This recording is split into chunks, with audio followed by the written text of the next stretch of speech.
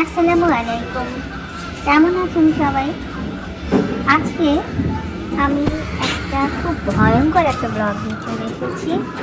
আমি এবং আমার ছেলে আফরিদ আমরা গিয়েছিলাম স্ক্যারি হাউসে। অ্যাকচুয়ালি এটা ভূতের বাড়ির মতোই, ভিতরটা অনেক ভয়ঙ্কর ছিল। ফার্স্ট টাইম আমি আর আমার ছেলে অনেক ভয় পাচ্ছিলাম, কারণ আমরা দুজন ছাড়া আর কেউই ছিল না। আমরা সকাল টাইমে গিয়েছিলাম, এই জন্য মানুষ কম ছিল। বেশি মানুষ থাকলে হয়তো ভয় এতটা পেতাম না, কিন্তু মানুষ ছিল না বিধায় আমরা অনেক ভয় পেয়েছি। ভিতরে অনেক ভয়ঙ্কর ভয়ঙ্কর ছবি ছিল, কঙ্কাল ছিল, এবং এমন একটা আওয়াজ হচ্ছিল যা বলার মতো না। একটা পার্ট শেষ করে আবার আরেকটা পার্টে ঢোকা হলো। কোন দিকে? এদিকে যেতে হবে? অনেকগুলো পার্ট আছে। কঙ্কাল, এটা ভূতের মতো একটা, আর একটাতে ঢুকে গেলাম আমরা।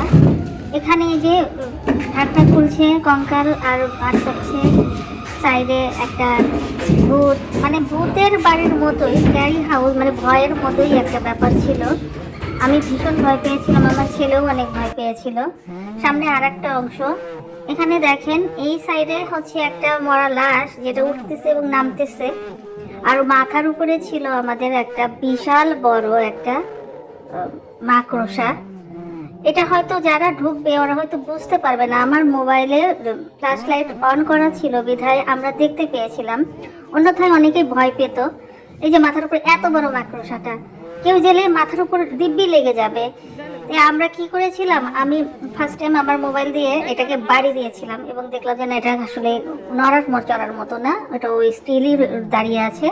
পরে আমি আর আমার ছেলে মাথার নিচেও করে আমরা এই জায়গাটা পার হয়ে যাই। ভিতরে খুব ভয় কাজ করছিল, হার্টবিট অনেক বেড়ে গেছে। আমরা তো ভেবেছিলাম এটাই হয়তো শেষ, কিন্তু না, এরপরে আর একটা পার্ট ছিল যেটা আসলে আমরা এটা অতিক্রম করব পারছি না, ফিরে যেতে না পারছি, সামনের দিকে আগাতে।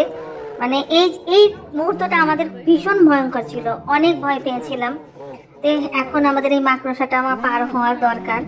পার কিভাবে হব আমরা এখন সেই চিন্তায় আছি। তো বললামই তো যে মাথা নিচু করে আমরা তারপর আমরা যাই। এই যে পার হয়ে গেলাম, এখন আর একটা স্টেপ। ভেবেছিলাম সিঁড়িতে উপরে উঠে যাবো, কিন্তু না, সিঁড়ির উপরে একটা ভূত চেয়ারে বসে দোল খাচ্ছে আর হি হি হা হা করতেছে।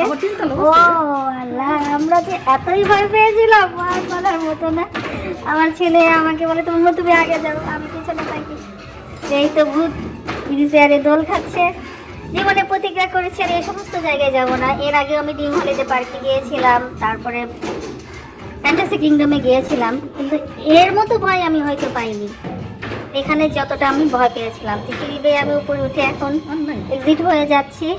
আলহামদুলিল্লাহ, সবাই ভালো থাকবেন, আল্লাহ হাফেজ।